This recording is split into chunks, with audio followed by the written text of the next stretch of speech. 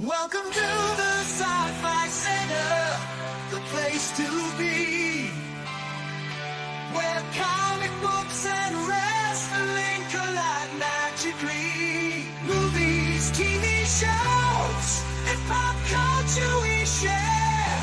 Get ready to rock, we're here to take you there. From superheroes to aliens in outer space, we've got the latest news and reviews in our embrace. Turn on your screen, let the neon lights glow. We'll take you back to the 80s. Let's rock and roll. Sci-Fi Center, where the legends come alive. Get ready to geek out, let your imagination fly. We're diving into the past with a touch of modern flair. Sci-Fi Center, the ultimate pop culture lair.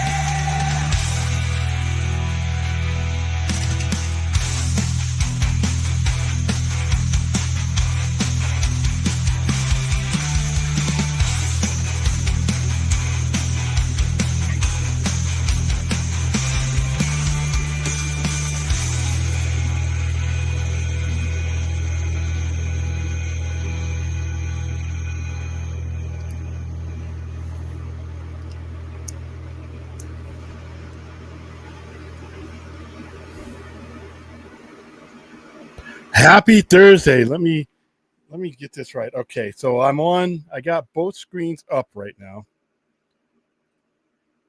There you go. So I got both the vertical screen up and I got the horizontal screen up. So there we go. Because I watched it a little bit just to see if there, because like I said, according to the numbers, a lot of you are watching that vertical stream. So I was gonna like go back to just having this, but a lot of you late night viewers are watching the vertical stream. So I guess there is advantages, especially if you are driving when you listen to us. And I get a lot of feedback that we do get a great many of our listeners that are driving while they're listening to the show. So, and a lot of them will have, if they don't have like satellite, whatever, or they'll use their phone and then they'll Bluetooth it into their phone, and that's where they go. So, I mean, hey, I aim to please, but so now I'm centered so that I don't look completely ridiculous. Like before, I was like all off the screen and shit, but now this is what I'll do. So there you go. So, but it covers up my belts and stuff. But oh well, this is going away anyway. So it's best that if we're going to do a format change, we may as well be doing this while I eventually transfer or transition from here to there. Like I said, I just got another camera that I got in, and that'll be the other angle camera. But I'm really I'm taking a look at some of those cameras, those Sony cameras, those really nice ones that you see like the actual real streamers use. I want to get one of those for my primary straightaway camera for when I'm streaming here at the house. So happy Thursday. Or happy remaining Thursday. Welcome to the Mdnight Express. This is going to be a standard show.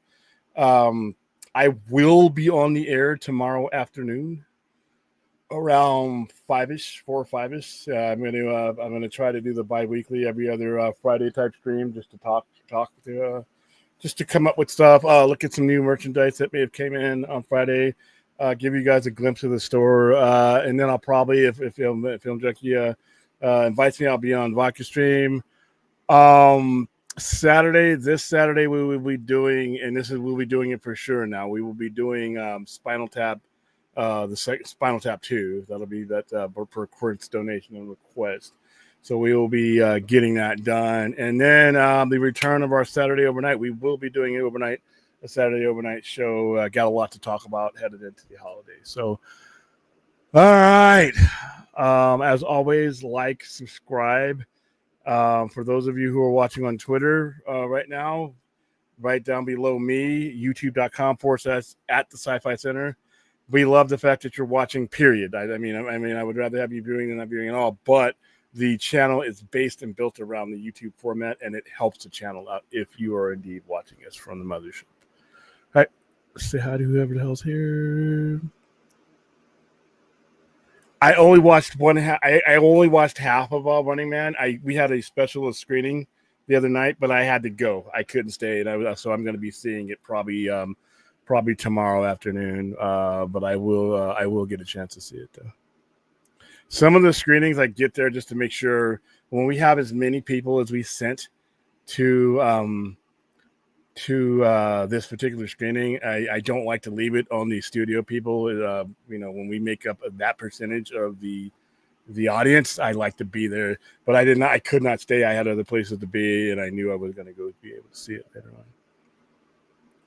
Hello, Koala. How are you doing? Thank you, Jose. I get a lot of comments on that. That is courtesy of Vince. Vince, he's he used to be on the show off and on, but he used to be he still does some work for me every now and then. But yeah, he created that video and that song for me. And thank you. I'll let them know how you got there. Cowboy Baby Yoda. Here's a new one. I know I have not seen you here before, so welcome to the show. William, what the hell have you done? Okay. That's not something I did. I did not I don't control that on your end. I didn't create anything with the chat. Are you in the Yeah, I have not done. You're an admin, so you can control that as well. But I have not done anything with the chat. You sure it's something that is not on? Oh, you're talking about Elon. I thought you said William. What Elon? What the hell have you done with the chat? Yeah, and it's different too. It's everybody's changing everything. Just when I get comfortable, shit starts to change. StreamYard. I mean, give StreamYard credit. They are trying to improve and.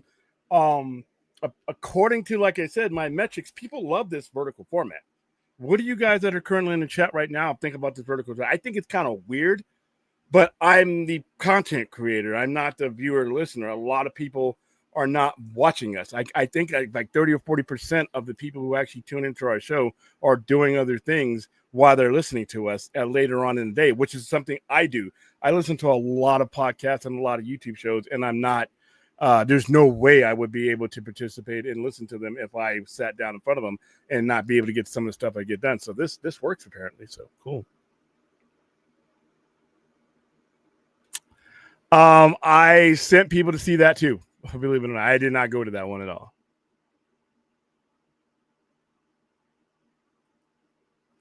Okay, the show's so good. I'm almost putting that. No.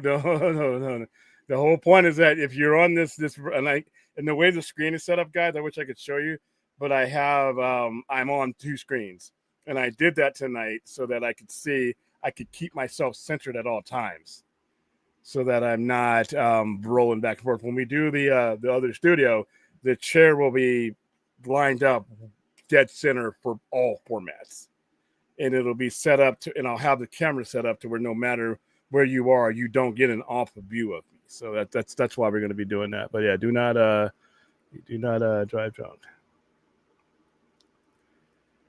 Aladdin, Skibbity. I love your profile pic, Ziggy Stardust. Great David Bowie. I got to the duck before you did, Clint. Clint, we will be doing Spinal Tap this Saturday afternoon at 2 p.m.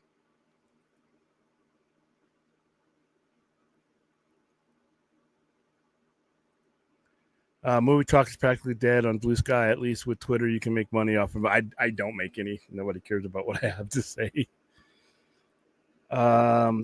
Chase Dual HD. How you doing, Chase? Yeah, I got you. I didn't read the comment thoroughly as I should have. Sorry.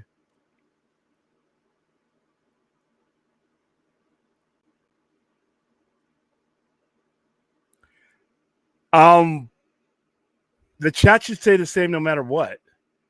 Like if you have chosen the horizontal format, the chat should be the same as it's always been in the horizontal format. If you chose the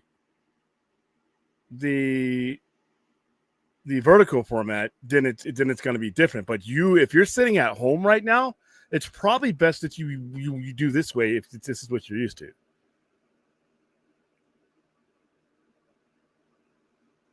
I'm doing fine, Chase.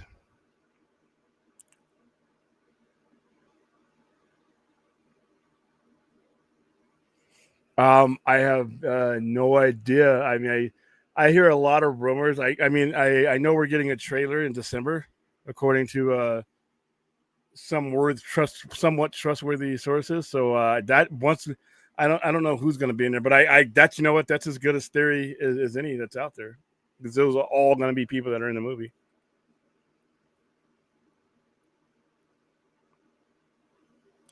As I get closer to it, right now it's just a pile of stuff.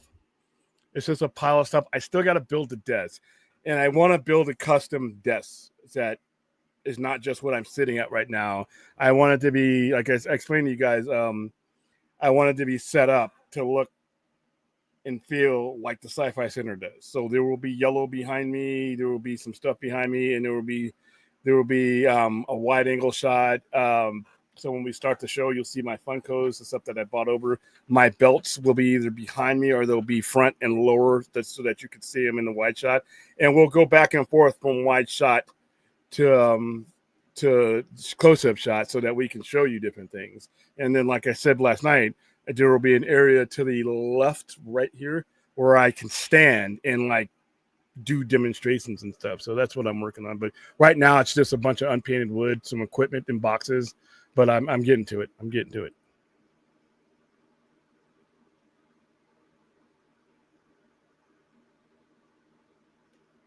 Now, here's one thing that is going to be weird, and I don't think I can fix it. This format, this vertical format, does not appear that it is designed for having a co-host, which is kind of weird, because now you actually, no, that's not bad.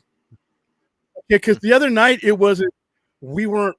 I think they're still working on it. To be honest with you, I think they're still beta this shit, because the other night when we were on the air together and we were in Florida, our heads were all fucked. I mean, more fucked up than they are now.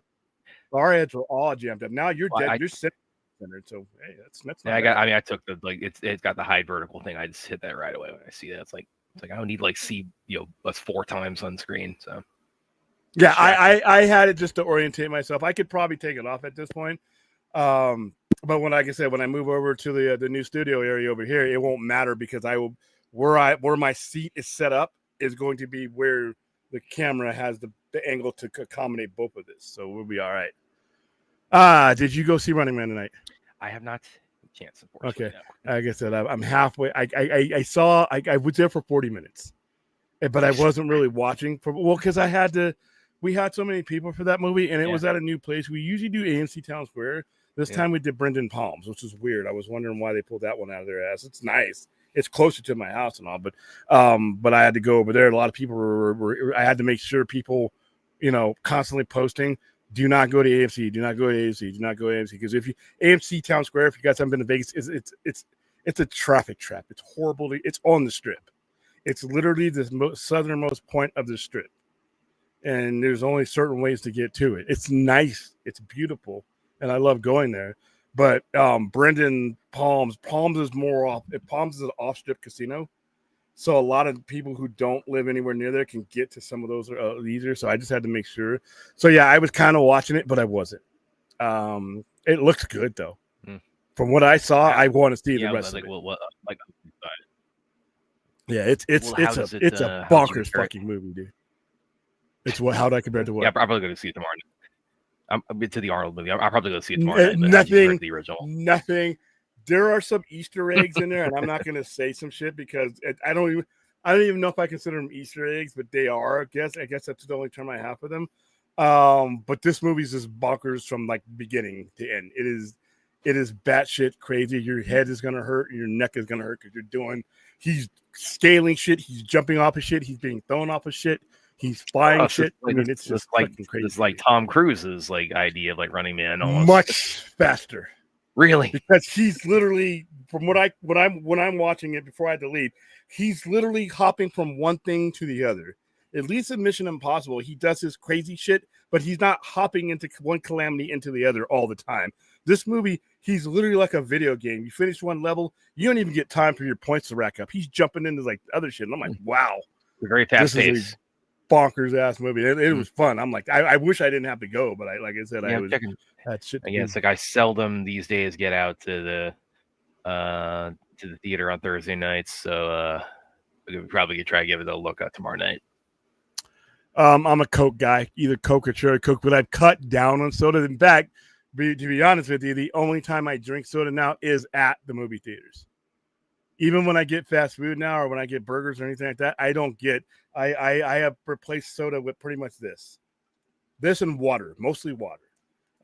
So yeah, so but when I was at Badlands, I mostly got people bought me hot dogs and sodas and everything. So, cherry Coke or Dr. Pepper is where I'm right in the middle of there.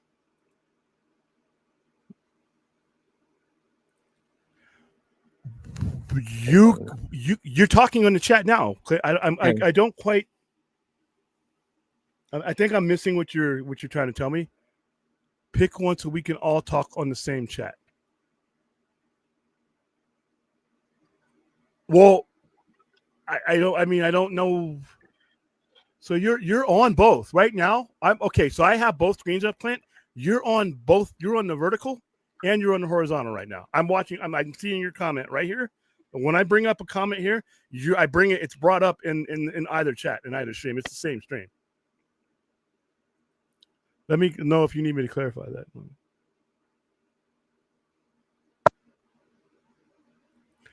Yes, I have. This was a gross ass. This show was gross and it was depressing. I grew up. Okay, full disclosure, guys. I'm a Cold War kid, and that shit was all over the news. And you have to realize when you grow up on an Air Force base or any type of military installation, how reality is filtered to you is different than a civilian. You grow up with different terminologies and you grow up with a different sense of awareness when you are living on which is essentially a target. Every base in America, strategic Air Force base or strategic Army base or missile command base, is a target, no matter how small. Because we were in a cargo base. Norton Air Force Base is a cargo base, and if you can't move your cargo, you can't really fulfill a war effort. But I remember because my dad would watch it. Because once again, when you're a senior CO in the military officer or anything like that, you tend to watch these global events. And obviously on TV, I'm watching it. And then our teacher was a veteran too. And he had it up on the TV. You know how back in the day, you fucking kids, back in the day, we had to go get down the hall. Two of us had to go down the hall and roll this ginormous tube TV with that big that metal crate, which had the belt that was stuck to it, and PBS, and a lot of the free, UHF network will show the live news feed all the time, and we were watching it. I mean, you were watching Chernobyl melt down because at the time, we thought it was going to get worse. It was bad. It was, birds and shit were dying. There was like toxic clouds flying every day. Russia really fucked up everything, and they fucked up Ukraine too, and they had to. Right now, that thing is still they fucked it up again. Yeah, but then they did it with war, and then they actually during the war. This is how dumb they are. The war, they're shooting missiles near Chernobyl. If you crack that dome, it's going to be bad for everybody, including Russia. But yeah, I saw it from the news. We were watching that like as it happened. There's a lot of shit that happened in 1986. You had that happen. You had Challenger. I watched the Challenger explode live. I'll never forget. We're in January 26th. I watched the Challenger because as kids, the space program was big when you were a kid in the 80s. It's all, it was the closest thing to real science fiction we had. So every school in America was watching the space shuttle. I watched Columbia when I was in first grade. I watched the Columbia. The very first one, and that was big. We got to write letters to the astronauts, and they would, I know they weren't writing us back, in real life, but we got the little thing. It was signed to our class. I'll never forget that stuff. Same thing with the president when Reagan was shot. We actually wrote letters to the White House, and the White House sent the letter to all of us back. But yeah, I was watching a lot of the stuff we were watching live because these were big news events. So yeah, I lived it now. And when I saw that TV show, I realized that I really didn't need to watch that show. Some of the things that they never, because remember, this was during the Soviet Union. Not a lot of information got out, and that was one of the biggest problems that we had with the Russians. Then they had created this global calamity that really put a lot of people in danger, and they weren't being forthcoming with the info about it. And a lot of that stuff you see in Chernobyl, they kept that shit tight forever, even until after the 90s. You didn't start finding out just how bad, the general public didn't find out just how bad Chernobyl was until after the Berlin Wall fell. And a lot of those, like the Ukraine, it happened in Ukraine. So a lot of their files and a lot of their people started talking once the Soviet Union broke up. But watching that show and watching people's faces start to melt, people throwing up, that show was so depressing. It was depressing to watch, and it was very vivid, and it was very gross. I mean, one of the main characters, you watch him deteriorate throughout the show. And it's not a horror thing. That's what's really happening to that guy. And then all you need to do is, if you want to see how bad Chernobyl was, go to Chernobyl on Wikipedia, the actual TV series site, and click on the people that they portrayed and see how many of those people are alive and how they died. Yeah, that show was something else, man. That show deserved every accolade that it got. I've got the Wikipedia page for Running Man 25 up right now. This introductory paragraph to the plot summary is so perfect. This is like, there's no way you can't read this and like not just like, okay, let me read it real quick. It's just the opening paragraph. I'm not gonna read the whole thing. So under the plot section of the Running Man 2025, in the near future, the United States is a dystopian police state ruled by corporate media networks, where most people live in poverty with little access to healthcare. People are kept pacified by Freevee, which bombards the population with trashy reality shows. Finally. Yes. Well, the original one. This is totally something that could never happen. The book actually takes place in 2025. Yeah, and I just love the wording of that, because it's like, oh yeah, there's no way that could ever happen, right? Yeah, and it was supposed to be fiction, just like 1984 wasn't supposed to be a playbook. It was supposed to be fiction. How will Professor X even be able to combat Sentry Kenny in the comics? Professor X is the world's most powerful psychic. I mean, I'm pretty sure you could write a story to where he would be able to fight. Remember, Sentry is not invincible. He has flaws. His flaws built into his character. That's the point of his character. And his flaws are mental. So yeah, he could be taken advantage in that respect. You got any thought? I guess fourth kind of comment on here, and so as a skeptic, yeah, we got the official. I don't know if I need necessarily call this like breaking news, because I think it was just kind of really most people. I think we're just. I'm waiting. I saw that, and I saw the sources, and I'm like, I want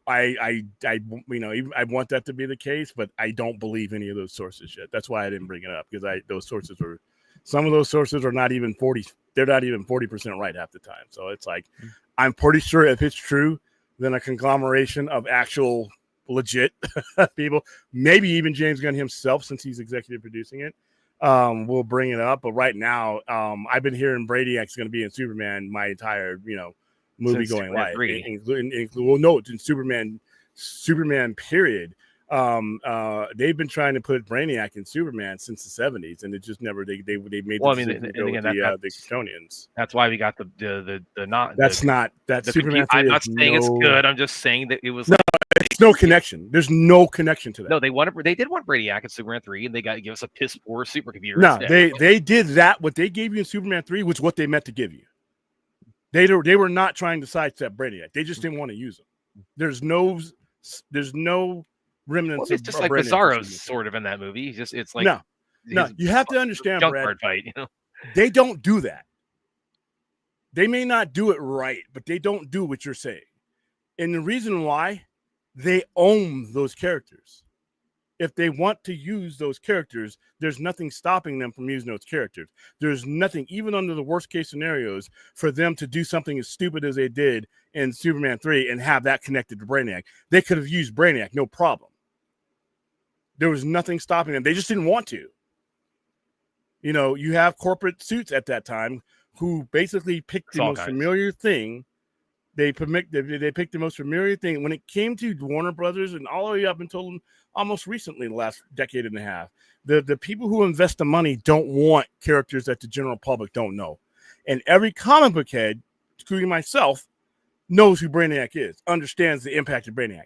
But Joe Average, you could have came out with a giant poster of Brainiac to the average fan, and they would have, they wouldn't have known who he was.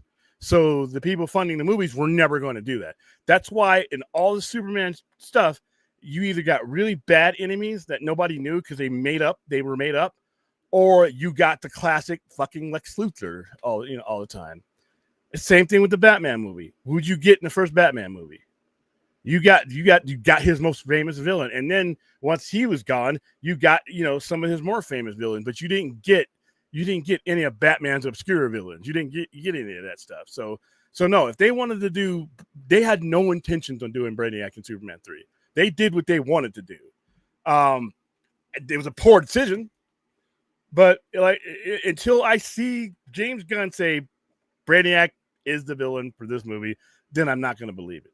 Unless it's Saffron, or unless it's somebody who's been casted. It's like, say it's Brad Kearns casted as Brainiac. I can't wait to see you guys in 2020. That's something like that. But I've been chasing my tail with Brainiac too long I want to make sure it's official. I want it to be that. You know where they had a lot of Brainiac? They had him on Superman the Animated Series a lot. He was actually part of the integrated. And you know where else they had him a lot? You know where else they had him a lot?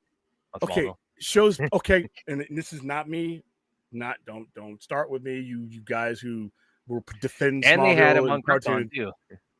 And I like TV a lot. Guess what, on guys? TV a lot. Guess what?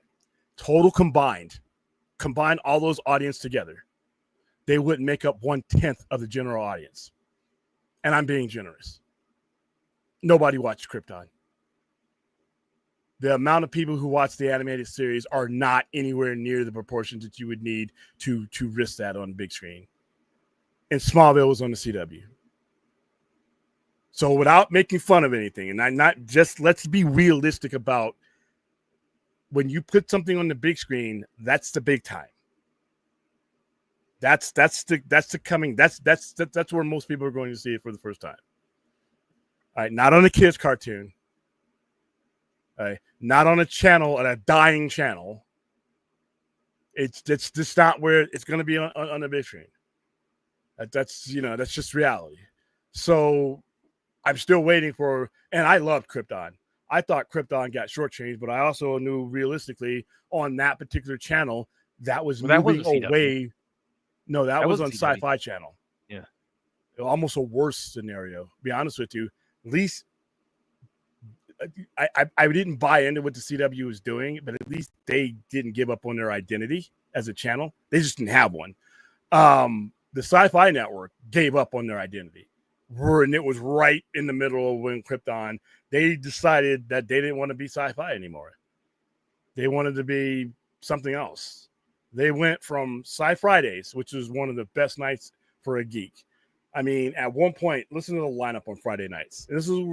They conquered a landscape in the mid to late 2000s and early 2010s that network TV had given up on. They made it rock. They made it worth it. They had Doctor Strange. I'm sorry. No, they did not. Doctor Who. The fuck am I thinking about Doctor Who? Strange. Never mind. That Doctor Who. Battlestar Galactica. What else did they have? Dude, they had like a full-on lineup.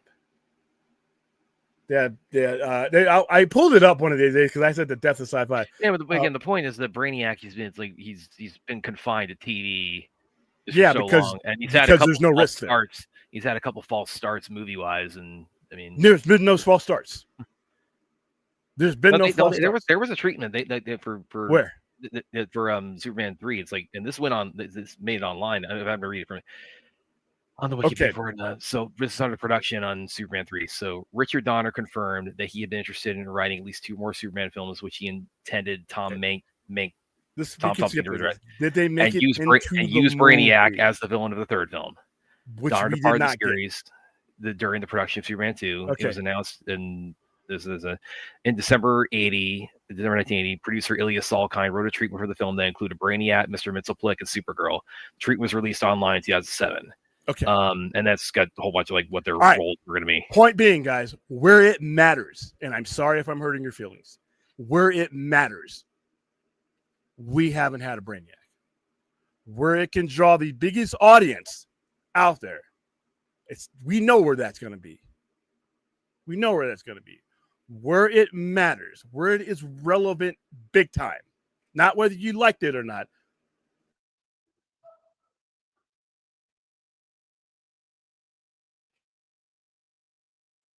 And we froze. All right. We haven't had Brandon. You froze there, man. I know. I saw it zipping. It lets me know. So when James Gunn or whoever gives us Brainiac, it's going to be for the first time on that scale. And right now, be honest with you, that's the scale that matters. If that's where your prestige is going to be, yeah, we're going to have these TV shows and we're having fun with those. But the majority, the overall DCU audience, same thing with Marvel, by the way, they aren't watching this other branch out shit. They're not watching. Some of them are watching everything, but a lot of them are not watching. Not a lot of people aren't going to watch Wonder Man. Ironheart was roadkill, basically. What are they watching? Where's the MCU's heart at? Where's the MCU's engine at? It's on the big screen.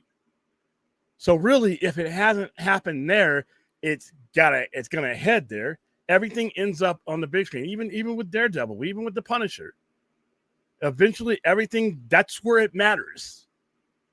These was almost gonna do, or it looks like, or none of that shit matters because nobody was watching that stuff. Those numbers are there for you to look at. You can argue with me. You want to argue with math? Go ahead. So, bottom line, we haven't had a proper Brainiac on something that anybody watched en masse for it to matter. And that's undisputed. So, I will wait until James Gunn or somebody, that's in the know says it, because I want that to be the case. I thought, much as I love BVS, some of the decision making in BVS, I thought was not the best. And I know I'm going to have Zack Snyder coming after me, and I'm like, okay, fine, that's fine.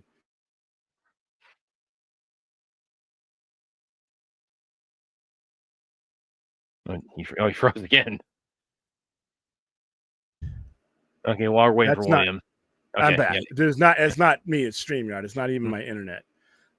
Everything that you could have done, and maybe you could have done with Brainiac, and I thought it would have been a better movie. We could have seen him then. There's been decades that we could have seen Brainiac, but people don't want to go with Brainiac. People want to go with the headliners. They want to go with the one that Tom, Dick, and Harry knows, and that's good. I guess that's good business, but story-wise, Brainiac's one of Superman's deadliest enemies. Brainiac can bring about his death. Anything that you think that any villain that Superman has ever had can do, Brainiac can do it. And the fact that we haven't seen a Brainiac where it matters, where it on the highest form, to me, that's fucking astonishing. But maybe we'll get him now. But be honest with you, when it comes to Superman World Tomorrow, how did we even start talking about that? I just mentioned that the news that Brainiac's to be the main villain that Superman and Lex Luthor are going to team up with, or team up against. News reported by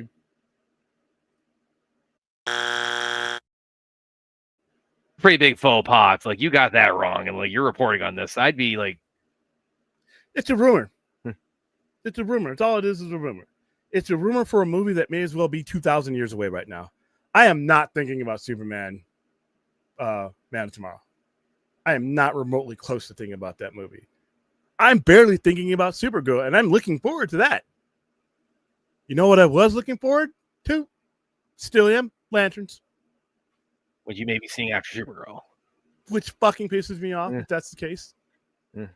I still haven't heard that officially from anybody. Not our call, though. I mean, that's how they, Yeah, I mean, I think that's I'm not on board with that, because I don't like these gaps in momentum. You're building something, and you need to build the momentum along with the product. I think that's interesting. Could Lex become the physical? He could be possessed, but yeah, and that's what I was thinking about, Mighty Rex. Instead of if you wanted to, you could have had Darkseid and Lex in there.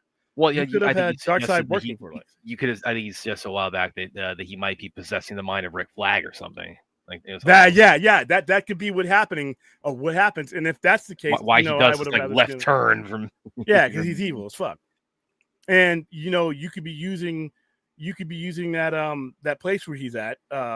What's the fuck is called? Salvation. Salvation as like a Candor type of situation. I'm just throwing shit out there, but Mm. I've been ready for bringing back my entire fucking childhood life in my entire No, adult life. I'm ready. it's not confirmed, but it's up in the air still. Yeah, it's been out there, but I haven't heard anything official from someone official. That's when I start getting like, all right, well, There's no date for Lanterns in the movie. It's just other than just generally 2026. I got a bad feeling that might be true, even though I haven't heard it from people that actually believe. Is because where's my trailer? That is true, yeah. Because where's my trailer? Because if it's out in February, you would think we'd have a trailer. If not this month, at least by next. Yeah, and the fact that I haven't had anything on this with them, I'm tired of looking at that picture. That's the same thing I thought standing on the road. Oh, it's the same thing I thought about Creature Commandos for the longest time with that one image of like all the characters for Creature Commandos. Like, show us something that was hovering around for what, like 2 years that we first saw that. But this is Lanterns. This is when Mike. Show them a uniform. Show them like making constructs from their Power Rangers. Show me a ring. Show me a hand with a ring. Show me. I cannot wait for this, and now I'm waiting for this, which sucks because not only do I have to wait for this, what have I got to talk about when it comes to DCU? And the problem with not having when you have gaps like this, when you don't have something to talk about, never fucking fails. People start talking about the dumbest shit. They start creating. They start putting their then they start putting on their foil hats, and I'm like, okay, this is where we are again with that. And I really, if I ever meet anybody executive wise as far as that is involved with DC, that show's you got to turn that show around, guys. That show has so much potential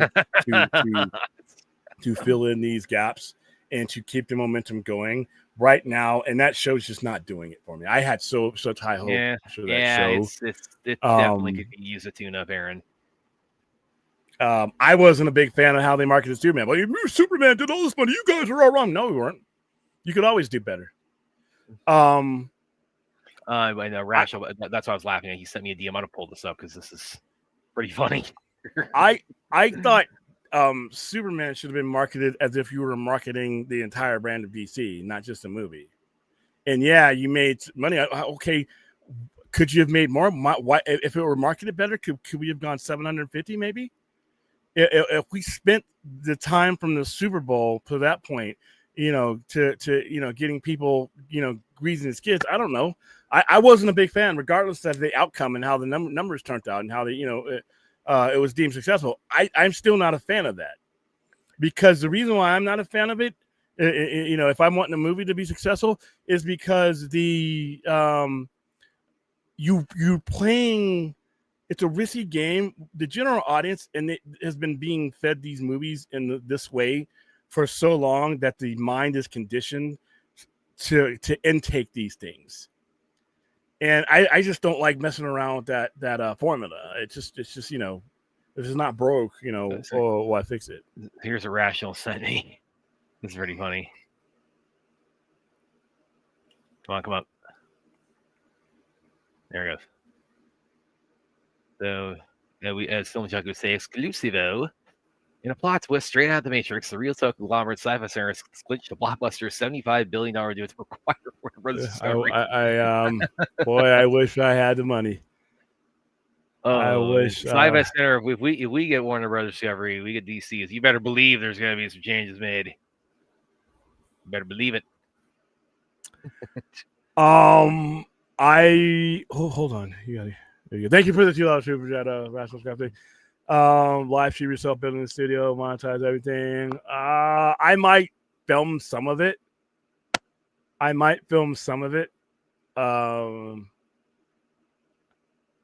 Depends on how it looks. I mean, that's not going to be something pretty. There may be stages that look presentable that I might do.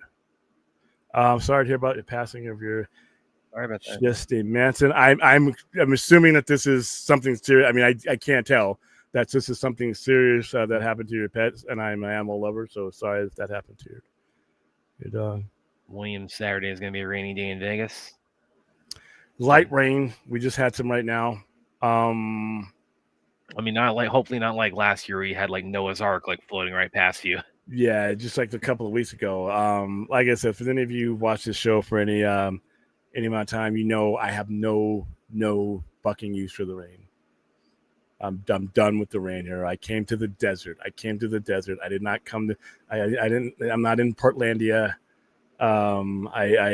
This town wasn't built for it. It destroys, things I got to pay for and rebuild and drain out. And neither place that I'm in, either this place or that place is designed. No place in Vegas was designed for the kind of rain we've been getting lately. Today, over the weekend, most of the storm I've been tracking because I now have to become a weatherman now because when I don't equate rain to relief or anything good. I equate rain to damage. That's all rain is to me. I don't give a fuck about anything else. All rain is to me is damage.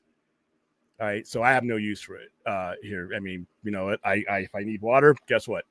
We've been in the drought since I've been to Vegas, and I have not gone without water yet. And so, we'll figure it out. Lanterns ad for the Super Bowl. Yeah, that would be good. But then that implies because the Super Bowl is usually February now.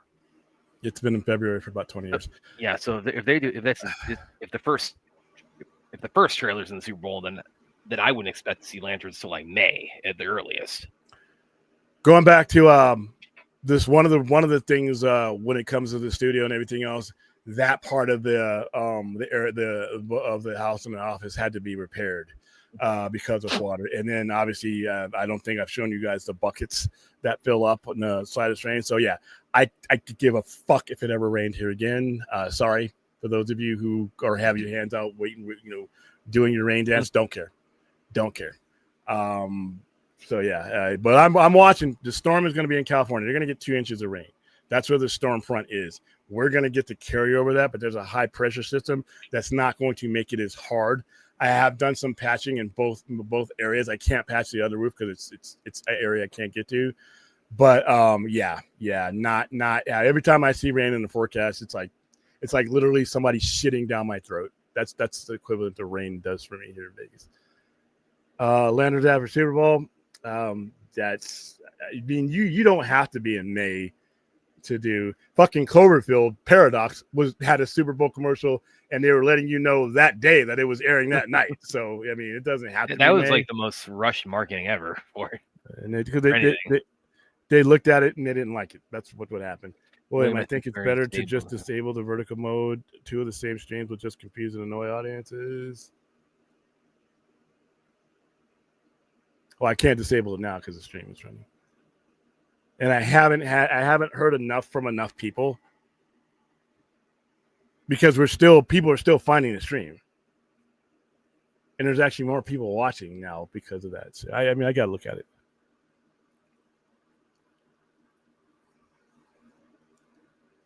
I didn't get that. It was fun. I mean, I didn't see it. I didn't feel it terrible. We now do after 40-something minutes. What does it go south? I don't know. I can't tell you until I see the movie. Mark Lemonade, like Commode. I don't know. Mark Commode. He's I think he's with the BBC. Okay, never heard of the guy. British critic. Yeah. Have you seen the trailer for Fallout Season 2? I've seen it floating around. I haven't watched it yet, though.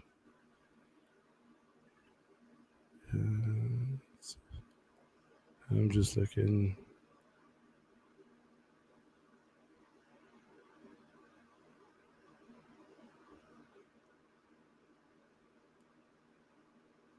That's just you typing shit. Really though, this is Jimmy Olsen series. I'm like, what? I think he had his own comic that lasted almost 300 issues. Why wouldn't? Yeah, but that was what in the 60s, 70s. I mean, really this is something I was talking about on social. I was like, I think one through line through all the reactions to Superman, like just about everybody, like wherever they kind of fell in the spectrum of opinion on it. One constant I remember seeing throughout all the reactions, just about everybody loved Mr. Terrific, and there was like talk of him getting a spin-off show. I'm like, do that. Come on, I want to hear it. Mr. Terrific. I mean, Jimmy Olsen Here's the thing. He's gonna go with the law with the percentages. Yeah, people like Mr. Terrific in your $650 million movie. Every man, woman, and child knows that inner circle of Superman. You're gonna get an audience there. There's not anybody who knows what a Superman is that doesn't know who Lois Lane and Jimmy Olsen are. There's nobody.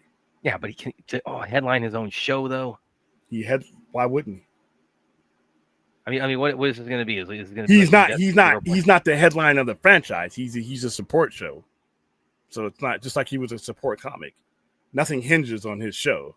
It's just another way to tell a story. I don't know. It's like I think that could go either way. If it's just a show, it just doesn't matter. It's not like you're spending. And Aaron's, again, it's like I have to keep repeating that we do not need a DNA test, guys. We think the same thoughts at the same time. And half the time you both are wrong at the same time. But once again, nobody on this screen or in this chat is qualified to really determine that. We're not the storyteller. You can guess, but what is our guess based on?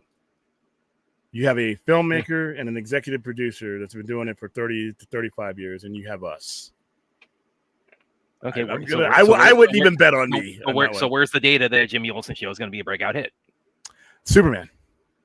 How is that data that a Jimmy Olsen show is going to be a breakout? Because you had success with your core IP. You can now go the same way you do any franchise. You start with the core IP if you know what you're doing. Like, I don't expect fans to understand this. I expect fans to say dumb shit. I'm sorry. We say dumb shit because there's no consequences to us saying this is gonna flop. This is gonna do that. I don't think nobody gives a fuck. We have $0.00 bet on this, and that doesn't make it a good business decision. Even less experience. I have not made a film. I have not budgeted a film. I've not ever taken a risk on a film. So, but that doesn't make it a good business decision. How would you know that? It doesn't make it a good bit just because you can throw. No. I'm asking a serious question. 30 plus years of this. That doesn't make it smart. You know that that's irrelevant to the question of that is the question. It's completely irrelevant to the question. That's question like you standing out on the tarmac is Jimmy Olsen the best? How the space shuttle is going to get centered on him is the best step to go after Superman. That's you're based on your wide experience. What is the basis to say let's give him a solo show? That's the best spinoff to come out of this. That's the story. I can even see Lois Lane as one centered on her. That's the best one as far as that's supporting. There's no more or less. There's tons more. In your opinion, Lois Lane is inseparable. In your opinion. Lois Lane is that's established fact. That's indisputable. No, it's not. Are you telling the story? That's irrelevant. It is. That's completely irrelevant. Lois Lane. Nobody could dispute that Lois Lane is We're going to let the professionals. We're going to let the professionals do what they get paid to do. Everybody else. This is beyond dispute that Lois Lane is inseparable from Superman. Inseparable from Superman. Yeah. Okay. In your mind, sure. That's not in my mind. That's 80 years of Superman history. That you realize Jimmy Olsen has been around exactly the same amount of time. And is Superman married to Jimmy Olsen? Huh? Is Superman married to Jimmy Olsen? You're using fanboy rationale. Done without Jimmy Olsen successfully. You're using fanboy rationale that just literally. I can sit here. Superman's been done without Jimmy Olsen. Let's move on. Guys, when you don't have a basis, he's barely in Superman and Lois till the very end. He gets killed in BBS. When you guys, there are movies that he hasn't been in. I need you guys to go to your mirror. If you don't know what the fuck you're talking about, it's okay. Remember, I said it's okay to not know. But this isn't an instance of that. This is absolutely not. This is your opinion. This is absolutely positively not an instance of that. Yeah, it is. Zero. No, it's this is like the Lois Lane. All right, we got Superman. Inseparable from Superman. Jimmy Olsen. When they put your name, you froze. That's irrelevant to this. That's completely irrelevant. When they put your name, utterly irrelevant. When they put your name on the door of DC, but that's irrelevant. That's completely irrelevant. It doesn't. That is not the conversation. Which character? No, you're associated with Superman. Whatever. Is it Lois Lane or Jimmy Olsen? Who the fuck are you to decide that? I'm not even going to decide that.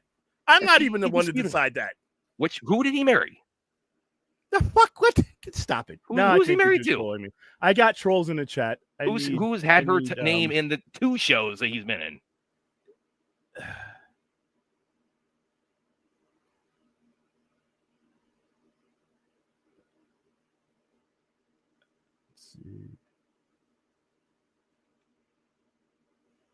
No, this is definitely not. This is so apples and oranges, Droga. All right, guys. Like I said, it's okay. Yeah, but If this you is have not a an instance of basis, that. yes, it is. You're basing your This is opinion on literally completely bullshit. irrelevant. You're literally Which planting your character flag. is the more You're associated with Superman? planting your Is it Lois Lane? narrative Is it flag Jimmy Olsen? in Who a married stack Lois? of Who bullshit. married Superman?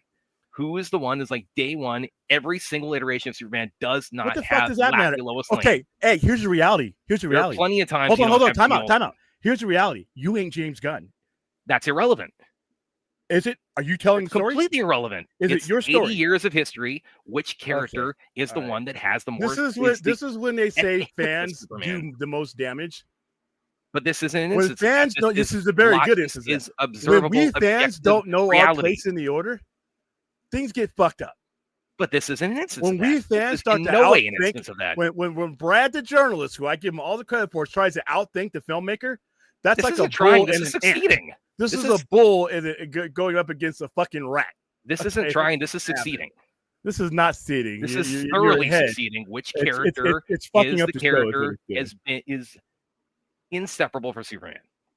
Who's the one who's the most positioned to do a spinoff? It's Lois Lane, not Jimmy Olsen. Jimmy Olsen, there have been plenty of instances where we've done Superman stuff without him. We don't Lois know. Lane, you cannot do a Superman I'm anything ignoring without Brad Lois. because he's not saying You anything can't. relevant. You can't do a Lois Lane or Superman anything when without there's Lane. a tie and there's not a tie, we're fucking buffoons thinking that we know what this guy's doing and thinking about. But what have I always said? Let the storyteller tell a story. If you don't want to watch it, don't watch it. That's where you come in. That is your lot. That is your worth in this. That is your role in this. Let the storyteller tell a story. Their story. And if you don't like it, don't watch it. That's it. It's real fucking simple. I mean, again, who did Superman marry? Don't watch the show, Brad. Don't watch it. This is not the Penguin. Jimmy is not a Superman villain. When it comes out, that is when you get your say, and you just don't watch it. Yeah, the hell I do. I get my say right now. No, nobody fucking cares, dude. Right? I don't watch it. I am going to give it a benefit of the doubt that it is part, just like Jimmy Olsen's been part of the Superman narrative since Superman has been in existence. I mean, he literally, Superman's power. Jimmy Olsen is where one of the most powerful DC villains made his first appearance. Darkseid appears in a Jimmy Olsen comic.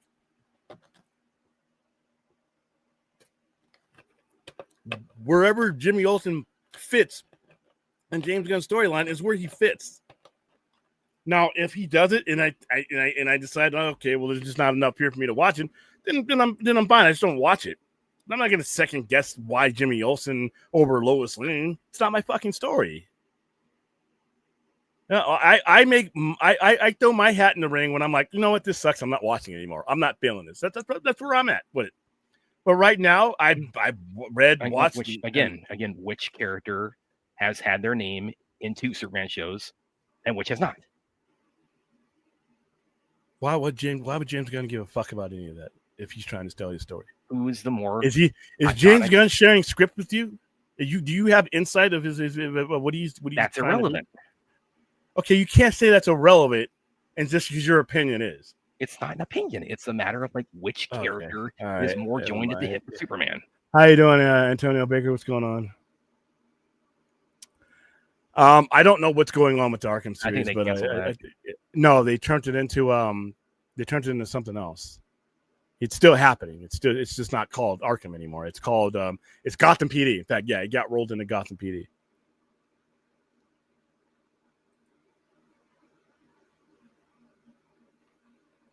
Let's see. All right, guys, I got to be up early, and I don't think I can always tell when it's time to wrap up the show when we spend that much time on something like that. that's the show telling me it's time to go.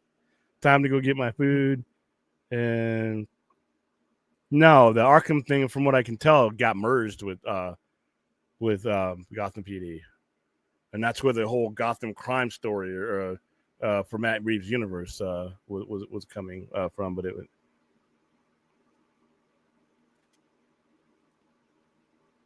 but it got rolled up into that. So that's what happened. The idea evolved. We're not betting on this, by the way. Nobody wins any money on it, and you don't get a prize for. You're right.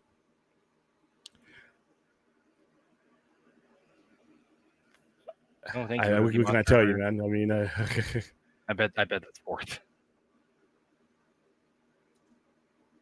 Gotham on Fox was kind of was, yeah. I haven't. Be honest with you guys, I don't care. I haven't kept up on it. Last I heard, it got merged. You know what? I'm not to be rude. I don't care about these in development things until they actually start rolling. Because for all we know, this may not happen. I don't care about GCPD right now. I don't care about Arkham right now. I care about the shit that's coming out soon. I'm struggling to care about Supergirl. And the only reason I do, because it's based on a story that I really enjoy. But that's July. I'm in fucking November. These things that are on the whiteboard that might get wiped away, I'm not keeping track of those. I'm not that kind of show. I don't, I thought I was keeping track of something that was coming out relatively soon in Lanterns, and now it's not. So if you notice, you don't see a lot of in development shit on the show because I don't care.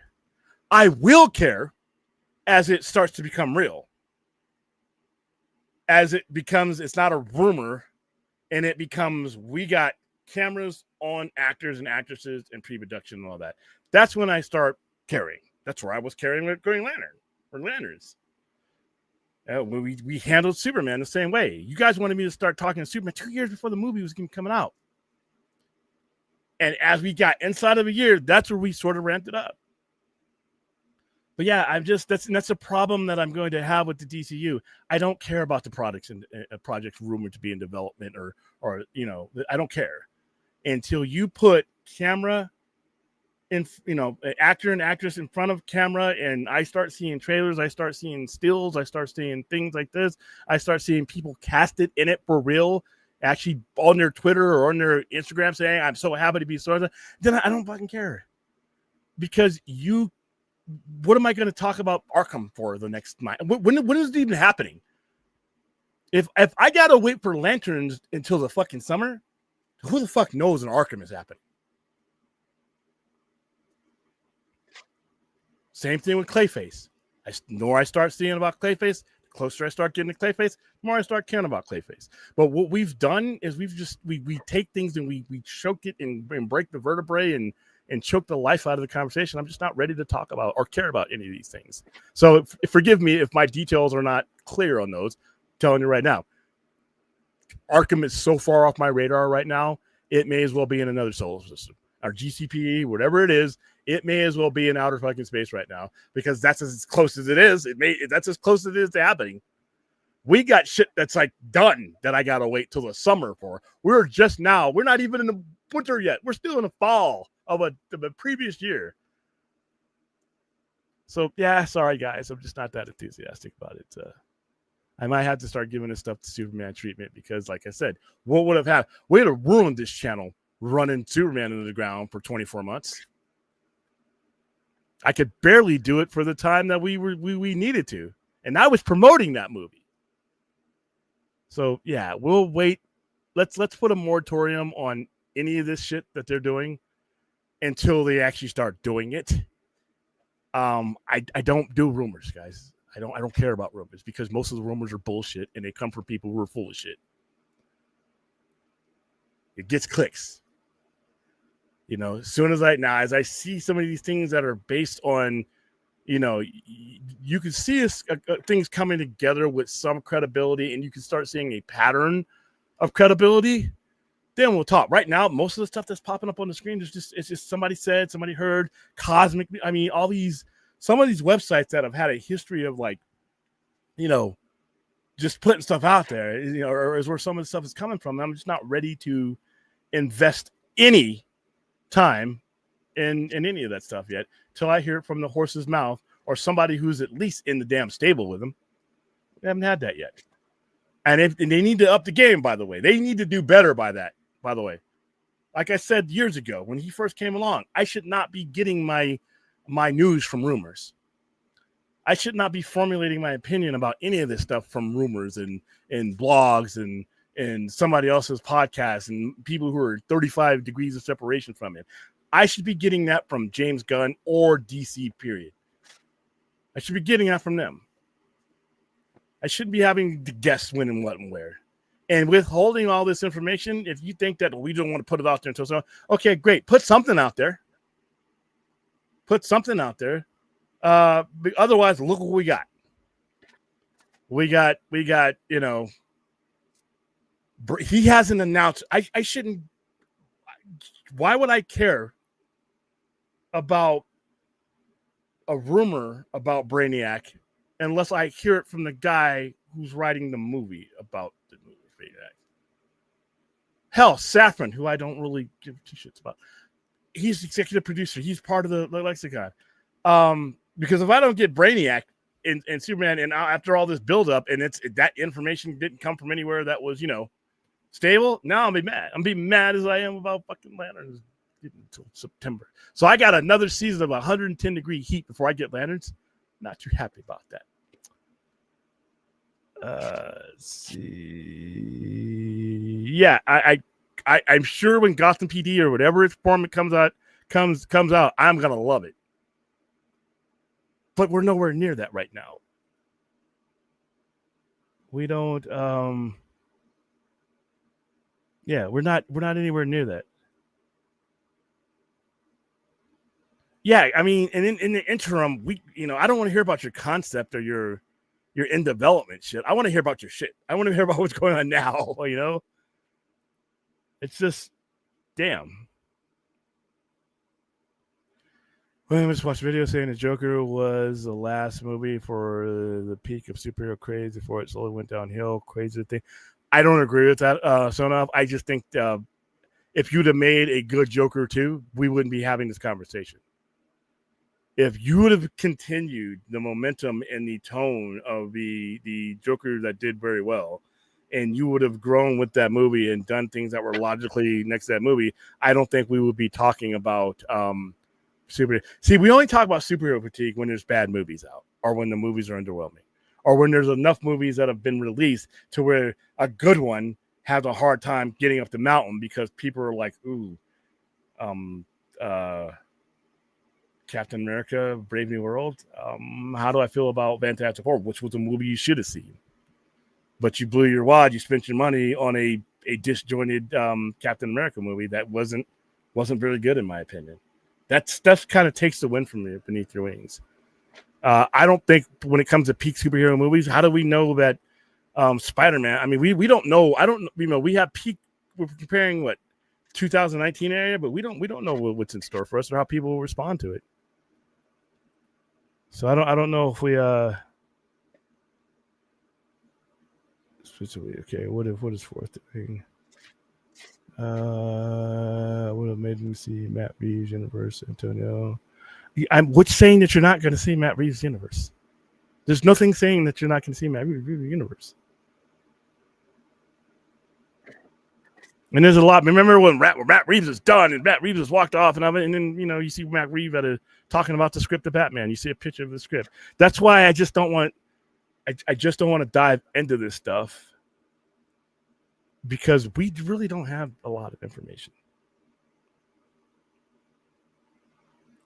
I'll watch Christy on streaming. Yeah, that movie bombed, but they only released that movie to get her a shot at an Oscar, to be honest with you. I on Sydney Sweeney all of a sudden too. I'm not really clear on I don't have a problem with Sydney Sweeney. I think she's one of those people that looks good and knows she looks good. She does something. She doesn't get the feel that she has to, like the eagle, the American Eagle. Something to do with that, like jeans ad or. But you got people who are like, well, that's because she didn't feel the need to explain that to anybody.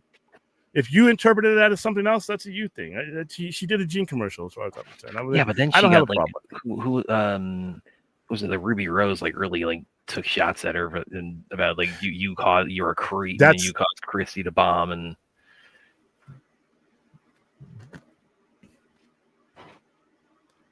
that's someone's opinion. but that sounds, I don't know, it's like it's the, well, first of all, that seems kind of unprofessional to me. Well, it is unprofessional. Yeah, and then it's again just this wave of hate she's getting all of a sudden. It's just, what is this? Where is this coming from? What's it based on? And I usually when stars start sniping at each other, I turn the other direction and run. The Batman made over 700 million in 45 days. They don't sound like Beaker done. Yeah, you know, and yeah, these movies are fine. When you make good movies, people go see them. And when you market the movies, and sometimes, okay, because caveat that sometimes the movies are good, but they get horribly marketed. Blade Runner 2049. I wish I could have like been, you know, somewhere near the marketing drawing board for that, and I'd have been like, no, what are you doing? No. Do you realize what you're doing here? Do you realize who you're selling this movie to? You need to tell people why they need to come see this movie. You know, we did it here locally, and I thought we were very effective locally, but there are some movies that are just horrible marketing campaigns. It's a damn shame. Like Christy, because I didn't even know that just kind of dropped out of nowhere. Okay, here's the thing about Christy. Your topic. That's it. That your topic is a legend, by the way. Not to knock her. She's a legend. She's a pioneer. Now look at the audience that you're selling this to, unfortunately. But when you talk about in terms of combat sports type people, amongst the layman, not you, but the actual Johnny public, I doubt any of them knew who she was. I mean, and I'm not saying that as to disparage her because of what she did, but it's the same thing with the what's the Rock. Nobody knew who he was. Where's your audience? Where's your Joe Public audience from? Not your combat sports fanatics, but your average people that, you know, are connecting with these things. Nobody knew who that guy was. And I'm not saying that The Rock didn't do a great job in that movie, but you can't really, and no, these are the kind of movies that you put out there to get somebody nominated for Academy Award. And you'll make your money. They didn't spend a shit ton of money on Christie, and they didn't on Smashing Machine. I didn't think Smashing Machine was $100 million. Did it? I don't think it made. It cost like $50 million. Yeah, and that had to rocket it. So you didn't really lose your ass on this, but yeah, a lot of the times when you, especially biopics are tough, man. Biopics have to be like, you know. Well, I mean, Michael's going to do very well. Look who he is. Freddie Mercury. Look who when you're talking about Ali, when you're talking about biopics, they usually don't do well if it's somebody that you got to Google. Well, Ali, that actually, I remember that one actually didn't do too well.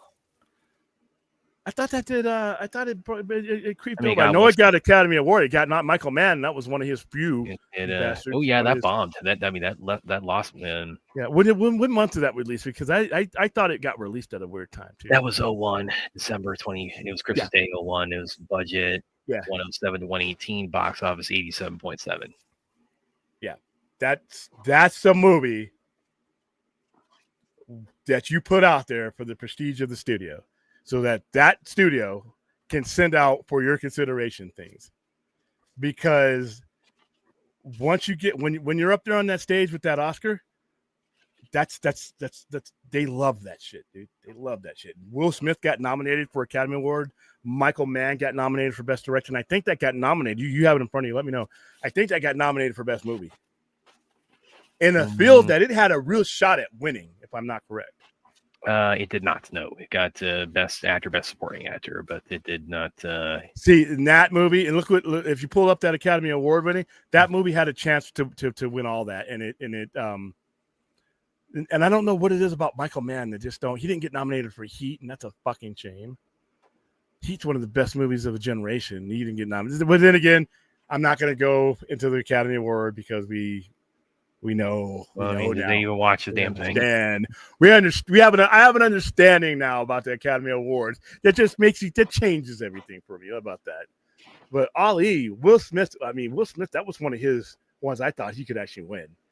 So, and Ali was a highly regarded movie, but biopics are tough, man. Biopics are tough. Biopics may be tough if you know who the person is. How much did Rocket Man make? I don't know anybody who doesn't know a song by Elton John. I don't know if Rocket Man did well. So yeah, it's movie business is tough. And that's what I always gotta say, guys. These ideas have to be better than they've been. If you're talking about making a movie for a prestige of an Oscar, that's one thing, because your box office is not necessarily going to be reflective of your weekend opening. There are people who went and saw Slumdog Millionaire that didn't even know that movie existed until the night that it happened and thought, oh, that got a lot of buzz. Let's go. Moonlight, Atonement. Some of these movies that people don't realize until the Academy campaign happens, and people will go watch them on streaming. They'll go watch them on places. So Chrissy could make Sydney Sweeney, if she gets nominated, people might go see that movie. But that's what they're thinking. I don't think they're making some of these movies for that. Otherwise, if you were making it for blockbuster type money, you might release that movie in May, June, or July. But you released it you wanted that movie to be fresh in people's minds. December 31st is the cutoff date. It is released on Christmas Day. So some of these movies, but you can't do that all the time, though. You'll lose your ass.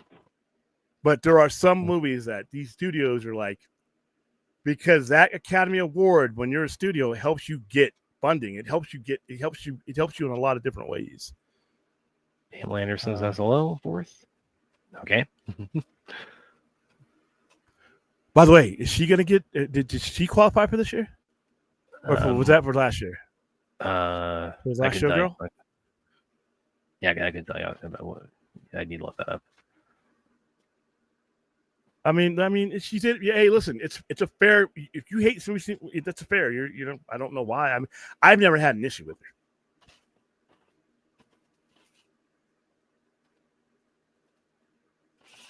Yeah, I don't follow her moves. She's in rom-coms and shit. She was just in New Naked Gun too. Yeah, I mean, no, I'm talking about Sydney Sweeney. She's in like a movie with Glenn Powell, who's a draw, by the way. Yeah. I can't. I don't get this hate wave she's getting soon. It's the internet, dude. Yeah. You can hate people from the comfort of your own home. It's real easy. Biopics are always in. Yeah. Well, especially because let's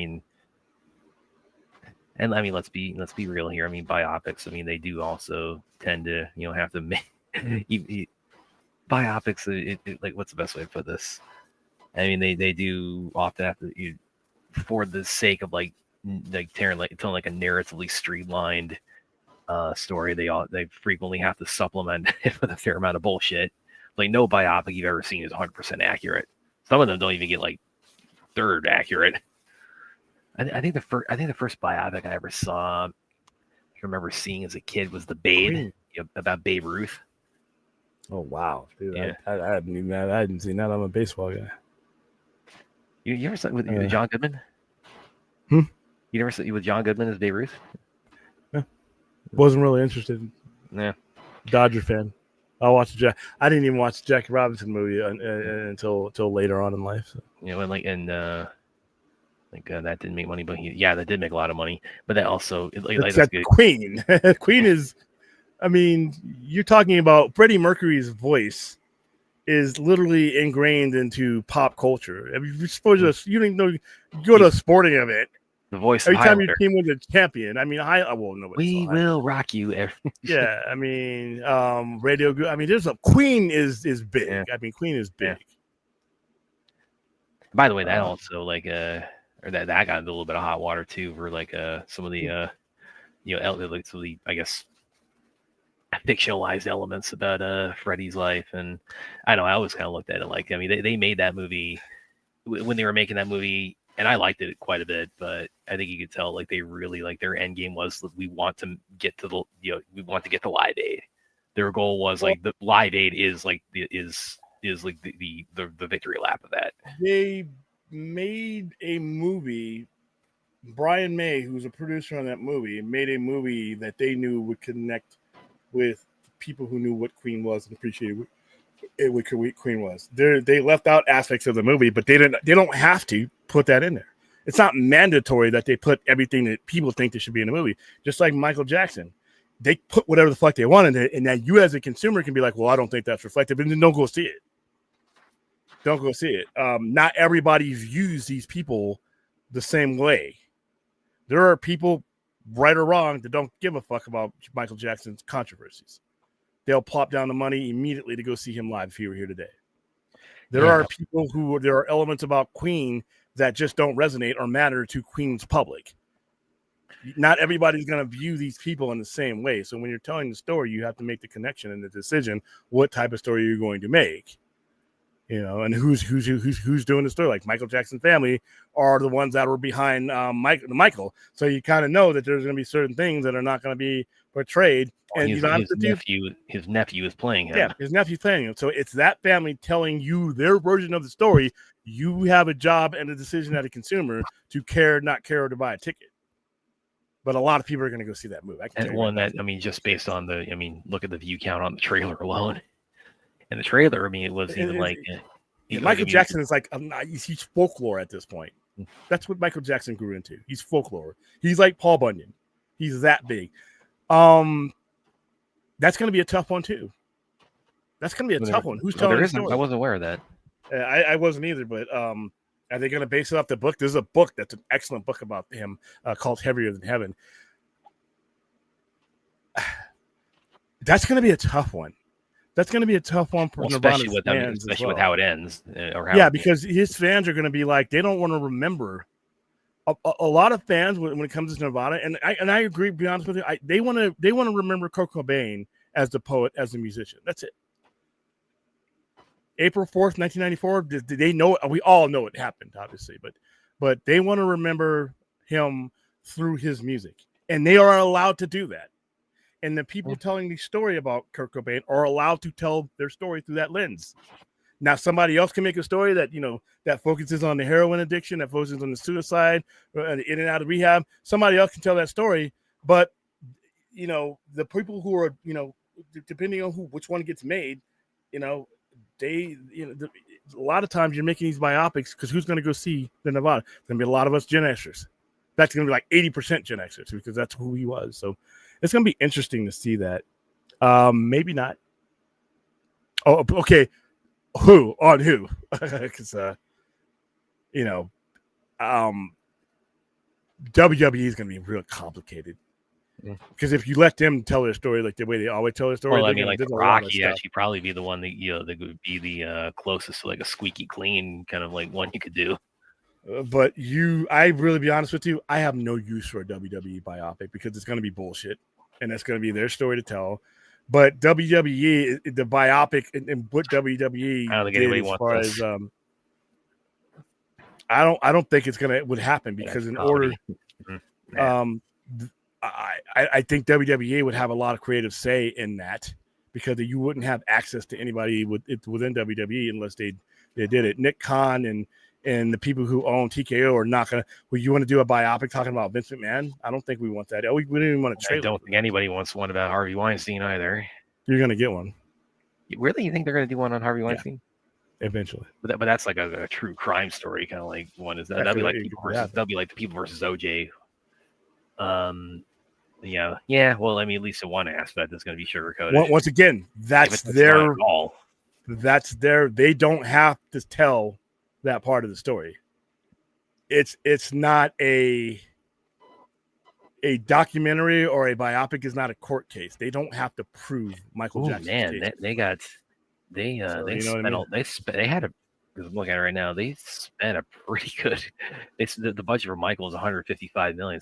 They broke out the checkbook for that one. They're gonna make I that. mean, back. they're gonna make it back. That will get a China release. That will get an Asia release. That will get an India You release. think that might hit $1 Michael billion? Jackson, Did you see that hitting $1 billion? I don't know about that, but it's gonna make it's gonna make his how money about back. 800 million? How about like 800? Did you see 800? I don't know. Well, no, I don't know because who's making it? Who's the studio behind it? It's it's okay. So Lionsgate's Lionsgate putting it out stateside, and then Universal's putting it out internationally. So that's going to be on Peacock sooner than later. I don't think it'll be in theaters long enough to get that high. And plus, Peacock is going to be like, once something makes like that kind of money, Peacock's going to be like, well, fuck, let's get that to the streaming service because we want you here at Peacock. So, I like Impulse, Bart. I like the story that Impulse came through on better than I liked him. And when I speak of Impulse, I'm not talking about any other format but the Papers and Staples. Well, that's of course Bart Allen, who's Impulse, and then he's Kid Flash, and then he's Main Flash.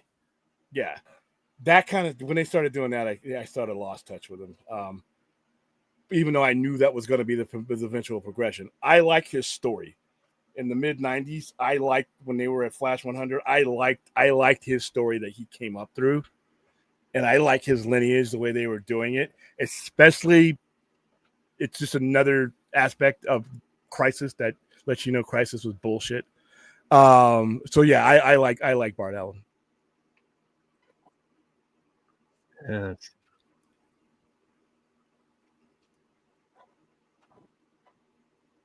Gotta be wrapping it up. Grogu spoke ill of the Sween. Yeah, again, it's the same thing I've been like saying about like Gal Gadot. She doesn't care. Gal Gadot's getting all this hate because of what patch of dirt she was born on in the middle of the Middle Eastern conflict. I mean, that's the basis of it. And then, as far as I can tell, Sydney Sweeney's like, look who's saying this stuff, though. I mean, do we really need? I mean, they don't need a reason to not like somebody. I mean, not a legitimate one, unless especially people who haven't really done anything directly to you. William, they do a whole biopic. They had one in the works at one point, and then stuff happened. Well, nobody wanted to know once the racism stuff came out. It's a hard sell. Yeah.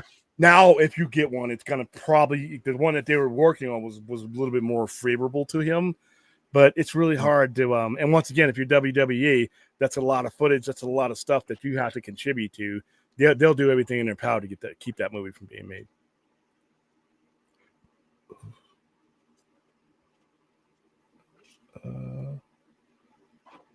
Let's see, almost done. I was actually thinking about, since we're talking about biopics, just thinking about recently, and maybe it's like this could like tie into Highlander. It's even though it's not like sci-fi or fantasy oriented. Do you ever thought about like maybe doing like a watch party of Bohemian Rhapsody? Nah, I mean, I like the movie and I like Rami. I mean, I when I look at him and I'm like, oh, he was so dead on as Freddie Mercury. The rest of the movie, I'm not the big fan of. I mean, they told their story the way they wanted to, and I'm okay. But I didn't need the biopic to sway me how I feel about Queen. I think Freddie Mercury is the greatest vocalist to ever breathe on this planet. And I will say that slowly for the people who want to fight me on it. Freddie Mercury was the greatest vocalist, in my opinion, to ever exist in this planet called Earth. Period. It's hard to argue against that. There are some people who, and by the way, if you don't think so, that's okay. If you want to tell me Adele that's fine. It's how it connects with you. Freddie Mercury's voice connected to me on a early point in my life. I was 6 years old when I first heard that man's voice. All right, and I heard it in a movie that I was watching when I was 6 years old, 1980, called Flash Gordon. I'm talking 1980 stereo. We're not even talking the good Dolby shit that we got now. When you hear the beginning of Flash Gordon and you hear that thumping, because that's how it starts out. And I fell in love with it. That movie may not have even been that great. It was great for its time, but it was like I was watching a video unfold. And then you had 6 years later, 12-year-old me goes to see Highlander. another fucking opening that could have opened an opera. And I was a wrestling geek, so I recognized the Fabulous Freebirds walking down the ring. Queen Freddie Mercury, like I said, I don't have the adjectives to describe what his voice is. And it's not just him, by the way.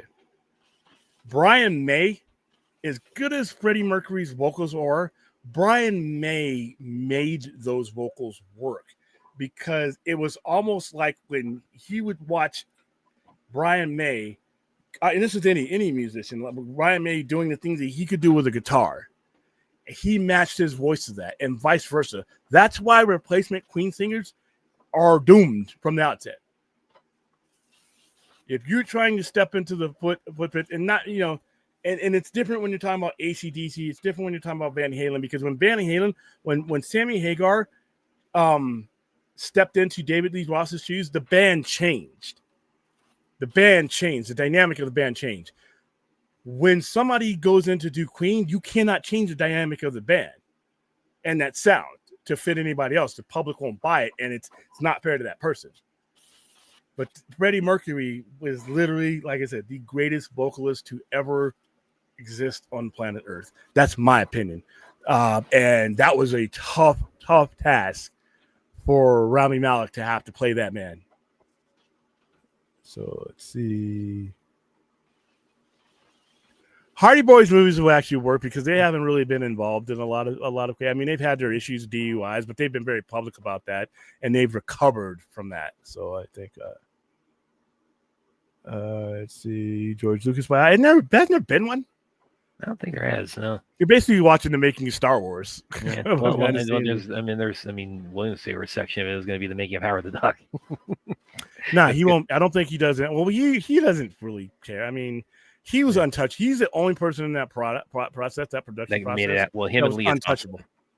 Untouchable. Him and Leah Thompson, they're the ones who made it out alive. Oh, and that one dude, the one guy that played the alien, but he Howard the Duck didn't kill his career. His allegations. Yeah, other stuff killed his career. You talk about yeah, and some of the guys, Tim, what's the guy, the dude, movie that plays the scientist? There's a reason why you don't know their names offhand. Yeah, I went through therapy to forget about that movie. Didn't he win an Oscar? Who was it? Oh, Tim Rose. No, the guy who played the assistant. Tim Robbins. Tim Robbins, I believe Tim Robbins has an Oscar. Yeah, he does. Yeah, Tim Robbins has a hey. So not everybody took the tank. Yeah, he won from Mystic River. But yeah, like a lot of these people, you never heard from again. Which, by the way, man, that's a movie, boy. Yeah, he won he has Academy Award, a Critics' Choice Award, 3 Golden Globe Awards, Screen Actors Guild Award, and a BAFTA. And he won his Academy Award. So yeah, Tim, he listened. Yeah, but the director, it's like they disappeared. They disappeared. They got on a plane. They got on a plane and went to Hawaii before the box office returns, or even because they knew. And that was back before social media was around with everybody. Oh shit! He directed. I did not know that. He directed Dead Man Walking. I did not know that. Yeah, he won for Best Supporting Actor, Mystic River, which was that's a movie. Sean Penn won for that too, by the way. Sean Penn has 2 of them. He won for Milk, which is that's a hard movie for me to watch. Milk is a really hard. Knowing how that ends is a hard movie for me to watch. But let's see, Big Show. I don't know if anybody go. I mean, Big Show. I mean, Andre the Giant. I mean, he could probably play Andre the Giant in the biopic, and I think that was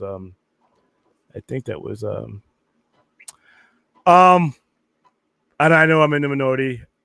I have no use for those 2 characters, period, ever, anywhere. But I know I'm in the 1 percentile, and I know I'm gonna get it. I know it's happening. I am resolved to know that I'm gonna get some silly shit, with those 2. By the way, though, the run that Booster Gold is going through with KO and Absolute DC and the things at Darkseid, this is the best that he's been as a character for me. This is the most readable Booster Gold has been, and he's so relevant in what's happening with this war that's about to happen. He's very relevant given his abilities, and I haven't seen Booster Gold that relevant in my life. I hate Booster Gold. I hate Blue Beetle. And every time I would see them pop up in my Justice League comic, it was time to stop buying that comic because I knew it was either about to get canceled or it was about to get stupid. Richard Donner biopic would be awesome. I mean, any director, yeah, but I mean, but then we're going to be talking about the Salkinds, and I don't want to hear any more about that. Well, with him, it's like it's with him, it would be like it'd be so hard not to make it about the making of Superman. Yeah, and when he's done other shit, I mean, I want to. Like, if I hear Richard Donner, I'm talking Lethal Weapon. Goddammit. Yeah, if you're not thinking it's not Superman, it's gonna be Lethal Weapon. Or I don't care about the Donner cut. In my family holiday season classic, Scrooged. He made some shit, dude. He made some really crazy movies. He's all over the place with his creativity. He's like Joel Schumacher. Yeah. He's really like Joel Schumacher. Joel Schumacher could do any type of movie if you wanted him to. He didn't always hit it. The level of disappointment. I was Alien 3 disappointment when Batman and Robin came out. I was still on the high because Batman and Robin came out in 97, right? Dude, we were still in the glow of Batman Forever, which is one of the great comic book movies ever made. I don't care what anybody says. I'll die on that hill. And those people, that same creative force gave me Batman and Robin. And that just goes to show you it's hard to do movies. Even if you do a good one, there's no guarantee that you're going to come back and do everything you needed to do to make that a good movie. And I'm like, wow. It's like David Fincher. Alien 3. But Zodiac, and I'm sorry, guys, I'm going to say this here right now in the chat, not the chat, comment section. Yes, I've seen 7 a million times. I love that movie. Again, movie theaters. Stop it with the there's still time. I'm just going to start calling you Creepy Bad. I'm going to put that in your name, Creepy Bad. Anyway, much as I love 7, Zodiac is a better movie. And that was his first movie after Alien 3, wasn't it? 7? Dave Fincher? So. Yeah. Think so that was a big comeback for him. Zodiac and I love David Fincher. I need Mindhunters to come back. But I have seen 7 like a billion times because it's a great movie. It's got all time performances. You could make an argument that everybody in there is giving their best performances. But yeah, Zodiac is much better. Let's see. What was his filmography? He didn't do anything in between, right? He's heavily influenced by Ridley Scott. Good man. No, you're 100% right. Yeah, he did. His next one after Alien 3 was 7. Now look at this guy's movie. Okay, Alien 3. That was your first shot. All right. Well, he hates it too. Yeah. He's talked about like the studios like breathing down his neck, and yeah. 7 is great. The game is great. All right, here's where I fall off a little bit. I'm not a fan of Fight Club. Movie's too long, and I don't care. It's quality. Don't get me wrong. It's not Howard the Duck. It's quality. It's just not for me. And that movie's. I remember that movie being forever. Decent, Curious Case of Benjamin Button. He got a lot of praise for that. The Social Network. Accurate. The Girl with the Dragon Tattoo. I like the original better, but this was good. Gone Girl is a classic. Oh, Gone Girl. I love Gone Girl. Make is good. The Killer is on Netflix. It's good. The Richard Cliff Booth. Now he has that's just his film. Let's see, for 7, he actually got nominated. Wow, Brad Pitt. He's gotten a lot of people a lot of money, but yeah. But Zodiac 2007, his best movie, and it's better than 7 in my opinion. Well, again, like I'm saying, movie theaters. We got 6-7 weeks left in 2015. There's still time. That third year really released 7. That popcorn. And the sick thing about that is Gwyneth Paltrow would be down for it. I'm sorry, but that's going to be so poor taste. She probably would. I would buy one. She would. I think let them like make a cast of her face going like, like that and put it inside the box. I would have a feeling that wouldn't do as well as you think it would. I think that would get some people fired. And I think there would be a lot of them left over to the point where they wouldn't be worth a lot because people would be like, you have to buy that shit in secret. Sometimes I'd buy one. I'd buy one. I'll put it right here. Sometimes you got to roll the dice on these things that seem like risky business decisions. And I would be able to buy and sell a lot of them because there'd be a lot of them. Nobody wants to struggle. Nobody wants that. I mean, 10 years from now, is anybody going to care about what he did besides you? Well, again, that's kind of like it's also like it's hard to like make that something like that not boil it down to either Buffy or Avengers. Like this, the making of either one of those. It's a lot of people who watch Buffy would believe it or not would welcome him back with open hands. And if you're making it for that Firefly, you think Firefly people or if there was and this is not going to happen, but if there were a project tomorrow announced and he was going to bring back the brown coats, it would be successful. It would have a following. Now I have my own opinion on that, but it's not too bad narrative. I don't think they buried it. I mean, it's they made it for streaming. It's not burying it if it's their yard. They made it for streaming. Netflix doesn't make stuff for the theaters. This one got into theaters. Yeah, it got into theaters because of the Academy Award qualification, but it's their format. Have you finished it yet? I gotta be in the right frame of mind and I have to have enough rest. Yeah, it's from what you described, you're about a third of the way through it. See, here's the thing though, the audience is gonna determine that, they had screenings out here and I didn't see it. I don't need to see Frankenstein on the big screen. Lord, my God, I would have been having to stand up and back at the theater. I mean, that's subjective, Forth. I mean, one of these days, things will swing down. People have a little bit more money to go see all these things in theater. But right now, there's a good chance your movie doesn't get made if it doesn't have a streaming a deposit to make money on it. It's just...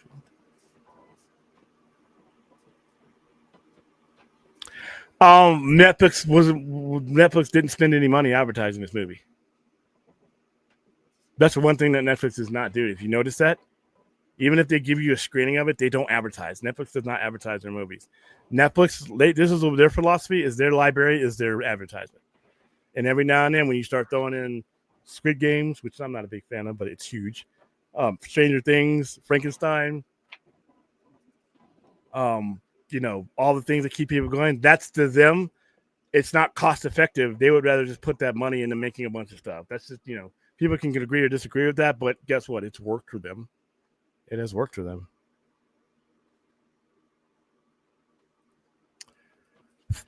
Dollhouse was kind of screwed by Fox. Fox pulled the rug under that. That was when Fox, and this is a lot of shows that got screwed by, not just Joss Whedon shows. There are a lot of shows. Once Fox got the baseball contract, they had the football contract, and they had the NASCAR contract at the same time. They did not give a fuck about anything else. The only things that they cared about was what aired with those sports and whatever aired on Sunday night. And that was The Simpsons, and at one time in Living Color, Married with Children, and X-Files. That's it. Anything else, if you look at the TV Guide or anything from that era of Fox in the mid to late 90s, it's football, college football in some cases, Major League Baseball, shit ton of NASCAR. And then they use that as a way to advertise everything else. They got tons of ad revenue from those contracts. Firefly got released out of order. Firefly was dead before it even came out, which is kind of shitty. Most people didn't even know Firefly was a thing until they saw Serenity. Terminator Counter Chronicles. They canceled that show. They tried their damnedest to cancel X-Files earlier on until people started writing in. This is before we had the internet. They were going to cancel X-Files after season 2. And man, it was like the earth rose up against them, and they kept that show on. And season 3 ended up being groundbreaking for not only at the network, and then they moved it to Sunday night. Fox was like, if it's not sports, there's 2 things we care about: Sunday night and sports. That's it. So those, Firefly got screwed. Buffy, remember the original network that had Buffy gave up on Buffy. And then it went to a different network and ended up being a hit for another 6 fucking years or whatever. And syndication rights. Angel, I never watched. But I did watch enough Buffy. I mean, and I know the fan base for Buffy. Not all the fan base for Buffy feels the same way about Joss Whedon as we do. And they're the customer. So I'm not saying do it. I'm just saying don't be surprised if he's back in some capacity. Some people may not want to work with him. I'm pretty sure what's her face doesn't. I mean, Michelle Gellar has enough pull, but he's still going to be an executive producer on it, whether you like it or not, because he created those versions of those characters. Well, I have no use for John. I have no use for Josh. That's not even necessarily doesn't necessarily mean he's going to be on set. That's like Stan Lee was. No, I don't think he'd be on set because I don't think Sarah Michelle wants to work with him. I think she's the one running this. But not only that, but also like Charisma Carpenter and like I don't think she's coming back for this, is she? I mean, they could always like pull something out of their But then again, look at emotions don't pay for shit. Emotion, how many times, dude, we could do a marathon. I'll never fucking work with that guy again. That guy's a piece of shit. That guy did this, that guy did that. You open up that suitcase and you those dollars start shining, that reflection of those dollars start shining in your eyeballs. You know, you got bills to pay, you got a lifestyle. Yeah, but to live. again, Stan Lee wasn't like. I mean, Stan Lee's like he's credited as executive producer on everything up until he passed away on Marvel. He's like the extent of his like on set work was when he filmed the cameos. But that's Stan Lee. Stan Lee's not Joss Whedon. Stan Lee was never actively involved in creating a motion picture. Right? He created the IP that the motion pictures were based on. But that's what I'm saying. It's like that exemplifies the executive producer. Yeah, but here's the thing, though. Once again, that title is very nebulous in terms of like he could come back as a producer. The involvement is he will be back in the fray again. You're kidding yourself if you don't think he will eventually get back. You're letting a feeling about how you feel a guy. No, it's reality. People will work with people if the deal is right, if the money is right. It's been happening since before I was born.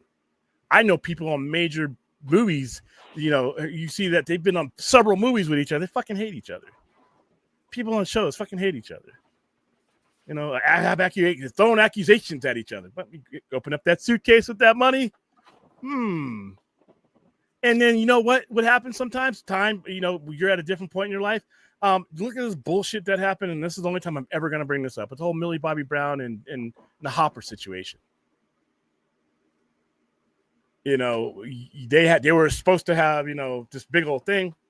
They worked well enough to make seasons 4 and 5 because these allegations were before season 4. People will do business. If the situation is right, you find a way to work with people, especially if enough time has passed. And you also got to gauge your audience. Does your audience give a shit about the transgressions? And that's 100% on the audience to make that decision. There are some people that you should probably never fucking see again. If you're going to see again, you're going to see them. There are people who have been involved in some really crazy allegations. Fourth, there is no amount of money in the world that will ever make this happen. This is one that you spell his name right if you're going to do it. Yeah. Look at Michael Jackson. Listen, whether you believe it or not, Michael Jackson had to go to court for those allegations. He had to settle out of court for those things. These are real things that are part of Michael Jackson's history. But tell you what, Tokyo Dome. If I could bring him back to life and say Michael Jackson is going to be performing at the Tokyo Dome next Saturday, all 42,000 seats would sell that day because the audience does not have to give a shit if they don't want to. Their connection to these people, these places, these things, these sports people is what they get out of it and what that person means to them. They're not obligated to give a shit about any of that stuff. I always bring up my favorite one, Deshaun Watson. If Deshaun Watson had been good at being a quarterback for the Browns, those people were cheering that guy when he stepped out before he got injured and started sucking. Deshaun Watson had 21 rape allegations that he had to settle out of court. He had an NFL investigation where he had to miss 8 games. But when he stepped on that court for the very first time, they weren't booing him.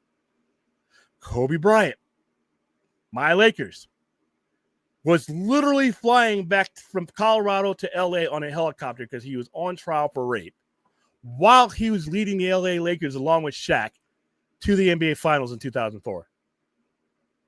You think the city of LA was booing him or not caring about him or caring about what was going on in Vail, Colorado? No. Their relationship with him, can you put that ball in that hoop? Can you run up and down that court? Can you get that ball into that end zone?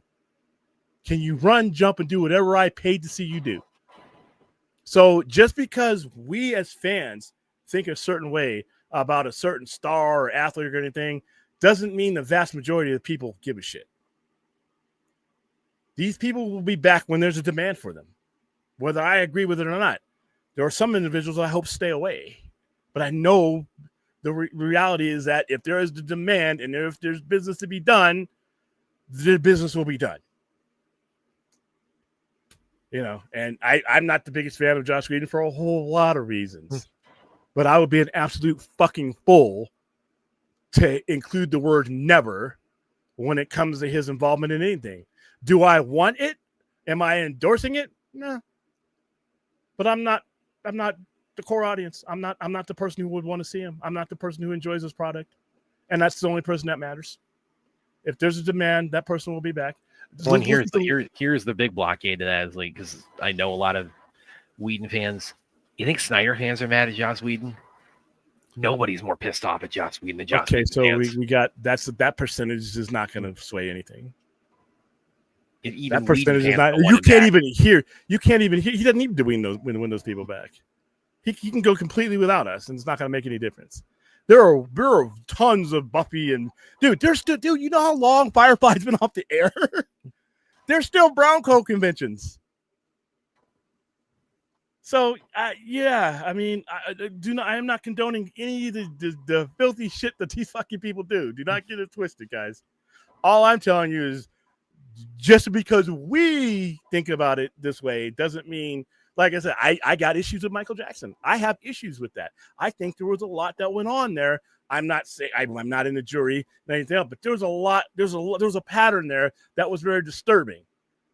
Well, I might have a problem. Favors. Like, I mean, yeah. He's like the Martin Bashir interview. Like it was. Even if there was another one with what was the Chris? It was a 60 Minutes one. It was a 60 Chris Minute Rock one had such a hilarious routine about that recently. Like Ed Bradley tried his best. It's bad. But once again, if Michael Jackson was resurrected today, and was going to come out and sell out the Legion Stadium, there wouldn't be a ticket left. People will fly up from all over the world to fill those seats. So don't get your opinion and your feelings confused with reality. These people will be back if there's business to be done and there's a demand. It's just the free market system. That's how it works.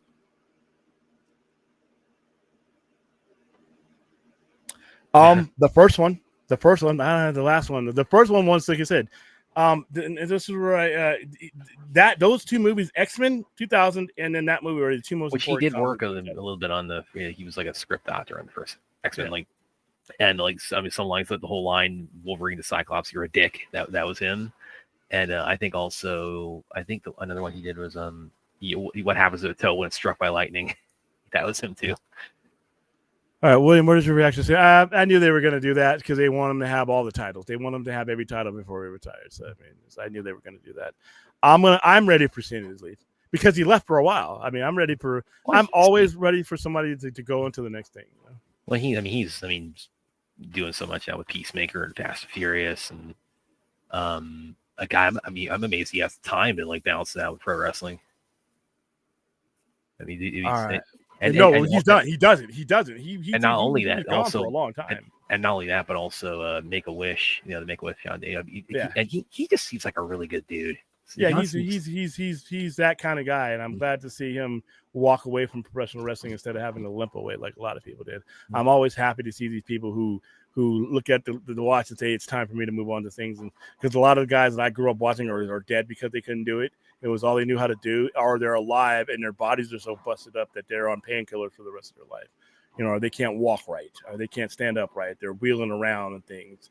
You know, look at Lex Luger. I mean, Lex Luger, he posted a picture on his Instagram of him putting a star on a tree. That's so important because for the last 10, 15 years, he's been in a wheelchair with a lot of physical conditions that came from wrestling. So guys like John Cena and everybody, Dave Bautista, any of these guys being able to walk away and have a new life, I'm happy for them. All right, guys, that's where we're going to leave it out. Please like, subscribe. I'm still collecting data on whether we should keep the vertical stream. It seems like a lot of people like it, though. Really? Especially now, but they're still working on it now because before it aired as 2 different streams with 2 different sets of numbers. So I'll have to see. And then when the stream stopped, you saw like 100 more viewers on one than the other. So right now, it doesn't hurt me to have it on here, as long as you guys know where to go. Then we're fine then. So all right. Tomorrow I will be doing later on this afternoon. I will be doing a afternoon stream or early, and then I'll probably jump on the vodka stream. And then Saturday afternoon, we're going to do the second Spinal Tap movie. And then we will have a Saturday overnight live show this Saturday. And then Sunday, we got it. So we got a full weekend. You'll get tired of seeing me. Hopefully not in a bad way. But until later on this afternoon, you guys have a good start to your weekend. If you're in Southern California, I'm sorry right now because you're about to get 2 inches of rain. I'm getting more than I ever wanted. Be safe. I know with the fires and everything out there, there's landslides. There's a lot drought, landslides. That makes that's the perfect storm for flash floods. So watch out there in my hometown. And with that, for Brad, myself, the chat, thanks for being here. See you guys this weekend. See you guys.